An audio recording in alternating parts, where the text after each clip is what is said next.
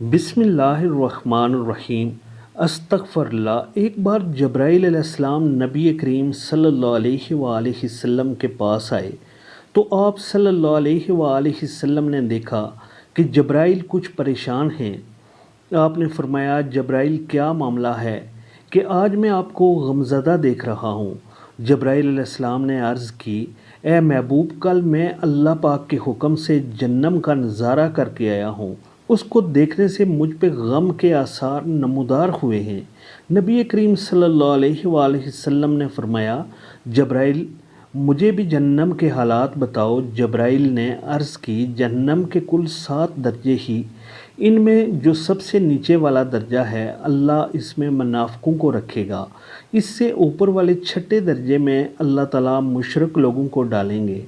اس سے اوپر 5ویں درجے میں اللہ سورج اور چاند کی پرستش کرنے والوں کو ڈالیں گے۔ 4تھے درجے میں اللہ پاک آتش پرست لوگوں کو ڈالیں گے۔ 3 درجے میں اللہ پاک یہود کو ڈالیں گے۔ 2 درجے میں اللہ تعالیٰ عیسائیوں کو ڈالیں گے۔ اور یہ کہہ کر جبرائیل علیہ السلام خاموش ہو گئے تو نبی کریم صلی اللہ علیہ وآلہ وسلم نے پوچھا، جبرائیل، آپ خاموش کیوں ہو گئے؟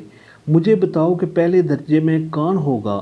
جبرائیل علیہ السلام نے عرض کیا، اے اللہ کے رسول صلی اللہ علیہ وآلہ وسلم، پہلے درجے میں اللہ پاک آپ کی امت کے گناہگاروں کو ڈالیں گے۔ جب نبی کریم صلی اللہ علیہ وآلہ وسلم نے یہ سنا کہ میری امت کو بھی جہنم میں ڈالا جائے گا تو آپ بے حد غمگین ہوئے اور آپ نے اللہ کے حضور دعائیں کرنا شروع کی۔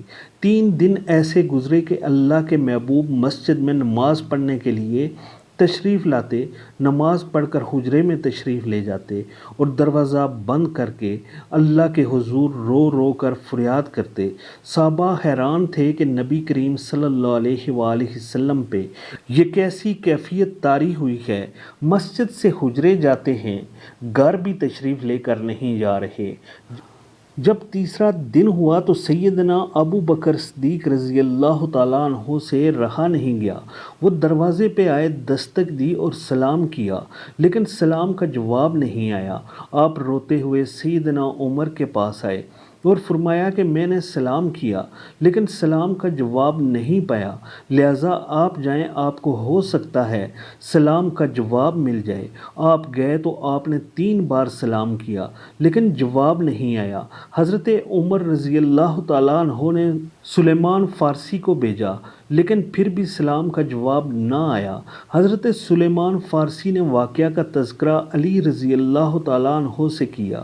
انہوں نے سوچا کہ جب اتنے عظیم شخصیات کو سلام کا جواب نہ ملا، مجھے بھی خود جانا نہیں چاہیے بلکہ مجھے ان کی نور نظر بیٹی فاطمہ رضی اللہ تعالیٰ عنہا اندر بھیجنی چاہیے۔ لہٰذا آپ نے فاطمہ رضی اللہ تعالیٰ عنہا کو سب احوال بتا دیا۔ آپ حجرے کے دروازے پہ آئی، ابا جان السلام علیکم۔ بیٹی کی آواز سن کر محبوب کائنات صلی اللہ علیہ وآلہ وسلم اٹھے، دروازہ کھولا اور سلام کا جواب دیا۔ ابا جان، آپ پر کیا کیفیت ہے کہ 3 دن سے آپ یہاں تشریف فرمائے؟ نبی کریم صلی اللہ علیہ وآلہ وسلم نے فرمایا کہ جبرائیل علیہ السلام نے مجھے آگاہ کیا ہے کہ میری امت بھی جہنم میں جائے گی۔ فاطمہ بیٹی، مجھے اپنے امت کے گناہگاروں کا غم کھا رہا ہے اور میں اپنے مالک سے دعائیں کر رہا ہوں کہ اللہ ان کو معاف کر اور جہنم سے بری کر۔